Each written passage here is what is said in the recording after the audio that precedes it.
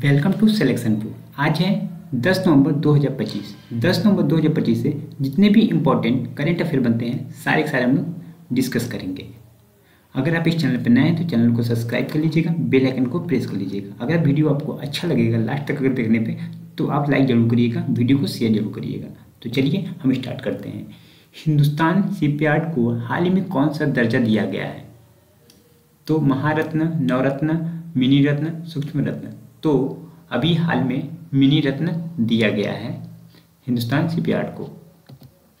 यह रत्न देखिए किसको दिया जाता है। यह रत्न श्रेणी सबसे पहले फर्स्ट है, श्रेणी फर्स्ट का दर्जा दिया गया। यह दर्जा उन सार्वजनिक उपक्रमों को दिया जाता है जो लगातार मुनाफा कमा रहे हैं, जिनका प्रदर्शन उत्कृष्ट होता है, उन्हीं को ये सब दर्जा दिया जाता है। जैसे महारत्न है, नवरत्न है, ये सब को दर्जा दिया जाता है। भारत को कितने वर्षों के लिए ह्यूमन राइट्स काउंसिल में चुना गया है? तो 3 सालों के लिए भारत को चुना गया है, सदस्य के रूप में चुना गया है इनको। ठीक है, 2025 से लेके कब से कब तक रहेंगे? 2025 से लेके 2027 तक रहेंगे। भारत और दक्षिण कोरिया की नौसेना के बीच द्विपक्षीय अभ्यास का कौन सा संस्करण आयोजित हुआ? तो आपको बता दें कि तीसरा संस्करण आयोजित हुआ है। तीसरा संस्करण आयोजित हुआ भारत और दक्षिण कोरिया के बीच में नौसैनिक अभ्यास बुसान नेवल बेस पर आयोजित किया गया है, जिसका उद्देश्य है समुद्री सहयोग को बढ़ाना। दुनिया की 8000 मीटर से अधिक ऊंचाई वाली 9 चोटियों पर चढ़ने वाले पहले भारतीय कौन बने हैं? तो भरत खेमनी ने जो कि वो 8000 मीटर से अधिक ऊंचाई पर चढ़ने वाले 9 चोटियों पर चढ़ने वाले पहले भारतीय बने हैं। ये तेलंगाना के पर्वतारोही भरत खेमनी ने यह उपलब्धि हासिल की है, जिसने वे 9 ऊंची चोटियों पर चढ़ने वाले पहले भारतीय बन गए हैं। रैला अमोलो ओडिंगा किस देश के पूर्व प्रधानमंत्री थे जिनका निधन केरल में हुआ? तो ये केन्या के थे, ऑप्शन बी, जो कि करेक्ट आंसर हो जाएगा। केन्या का पूर्व प्रधानमंत्री रैला ओडिंगा का 80 वर्ष की आयु में केरल के कोट्टुकुलम में निधन हुआ है। वे अफ्रीकी राजनीति में प्रमुख व्यक्तित्व थे। WHO IRCH की 16वीं वार्षिक बैठक किस देश में आयोजित हुई? तो ये इंडोनेशिया देश में आयोजित हुआ है।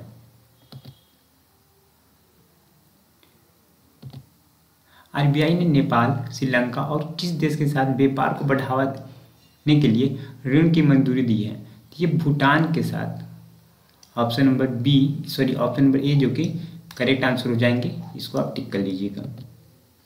भारतीय रिजर्व बैंक ने भूटान, नेपाल और श्रीलंका के साथ व्यापारिक सहयोग के लिए भारतीय रुपए में ऋण सुविधा को मंजूरी दी है।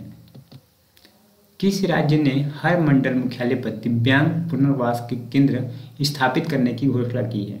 ये आपका उत्तर प्रदेश जो है वो ये घोषणा की है, हर मंडल में मुख्यालय पर दिव्यांग पुनर्वास केंद्र स्थापित की जाएगी। किस शहर को भारत के फुटबॉल राजधानी के रूप में विकसित करने के लिए नॉर्थ ईस्ट यूनाइटेड FC के साथ साझेदारी की है? तो ये शिलांग है, जो कि करेक्ट आंसर हो जाएगा। इसको आप टिक कर लीजिएगा। शिलांग किस राज्य की है? शिलांग मेघालय राज्य की है। एक शहर है। सरकार ने शिलांग को भारत के फुटबॉल कैपिटल के रूप में स्थापित करने के लिए नॉर्थ ईस्ट यूनाइटेड FC के साथ समझौता किया है। किस राज्य सरकार ने 5 लाख नौकरियां सृजित करने के लिए 5 लाख करोड़ की बांस उद्योग नीति शुरू की है? ये महाराष्ट्र सरकार ने ये नीति शुरू किया है। ऑप्शन नंबर बी, जो कि करेक्ट आंसर हो जाएगा।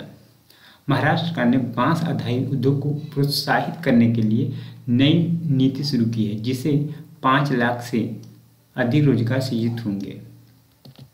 अब हम बात करते हैं स्टैटिक जीके, क्योंकि देखिए आपके एग्जाम में करेंट तो है, करेंट के साथ साथ आपको स्टैटिक जीके भी बहुत ही इंपॉर्टेंट होता है। तो सबसे पहले आपको दिख रहा होगा प्रारंभिक बौद्ध धर्म ग्रंथों की रचना किस में की गई है? तो प्रारंभिक बौद्ध ग्रंथों की जो रचना थी ये पाली भाषा में की गई थी, उसके बाद संस्कृत में कन्वर्ट किया गया। प्रारंभिक में बौद्ध धर्म ग्रंथों की रचना पाली पाठ में की गई थी। उसके बाद पाली आम जनों को भाषा थी। बाद में बौद्ध धर्म ग्रंथ को संस्कृत में भी लिखा गया। प्रारंभिक बौद्ध साहित्य किस भाषा में रचे गए थे? तो ये पाली भाषा में लिखे गए थे। ऑप्शन नंबर ए जो कि करेक्ट हो जाएगा। निम्नलिखित में से बौद्धों का पवित्र ग्रंथ कौन सा है? तो बौद्धों का पवित्र ग्रंथ त्रिपिटक है। और उपनिषद किसका है? उपनिषद, वेद, ये सब आप हमको कमेंट में करके बताइएगा। तो त्रिपिटक में क्या आता है? शुद्ध पिटक होता है, विनय पिटक होता है, अभिधम पिटक होता है। ये तीनों को मिला के इससे बोलते हैं त्रिपिटक। ये बौद्धों का पवित्र ग्रंथ है। अच्छा, शुद्ध पिटक में क्या बताया गया? शुद्ध पिटक में बौद्ध धर्म के उपदेशों के बारे में संग्रहित मिलेगा। और विनय पिटक में आपको मिलेगा भिक्षु और भिक्षुओं के संघ एवं दैनिक जीवन संबंधी आचार विचार के बारे में नियम संग्रहित है। और अभिधम पिटक में क्या है? अभिधम पिटक में बौद्ध दार्शनिक सिद्धांतों का वर्णन किया गया है। ये चीज़ आपको मिलेंगे। निम्न में से कौन सा एक भारत में उत्पन्न सबसे बाद वाला बौद्ध धर्म ग्रंथ है? तो ऑप्शन नंबर डी जो कि करेक्ट हो जाएगा, वामसाथ पाकिस्तानी। ये 10वीं शताब्दी में ग्रंथ बनाया गया था बौद्ध धर्म के, जो कि सबसे नायाब ग्रंथ है। भारत में से सबसे बाद में बौद्ध धर्म ग्रंथ का वासात पाकिस्तानी है, जो कि 10वीं शताब्दी में इसे लिखा गया था। बौद्ध धर्म में बुल का संबंध किससे है? तो बुल का संबंध, बुल और कमल, ये दोनों का संबंध आपका जन्म से है। ठीक है, चलिए अब देखें, कमल और सांड का, बुल को ही सांड बोलते हैं, का संबंध जन्म से है। और घोड़ा का मतलब क्या होता है? गृह त्याग। अब पीपल जो होता है, ये पीपल के नीचे इन्होंने क्या प्राप्त किया था? ज्ञान प्राप्त किया था। तो इन्होंने बौद्ध वृक्ष के नीचे ज्ञान प्राप्त हुआ। तो पीपल का वृक्ष के अगर बारे में पूछेगा तो कहेंगे ज्ञान से है। पद चिन्ह का मतलब है निवारण से है। और स्तूप का संबंध अगर बताएगा तो ये मृत्यु से है। चलिए अब हम बात करते हैं जो कल का क्वेश्चन हमने दिया था, प्रतिष्ठित अंतर्राष्ट्रीय एमी पुरस्कार 2025 में सर्वश्रेष्ठ अभिनेता के लिए किसे नामित किया गया था?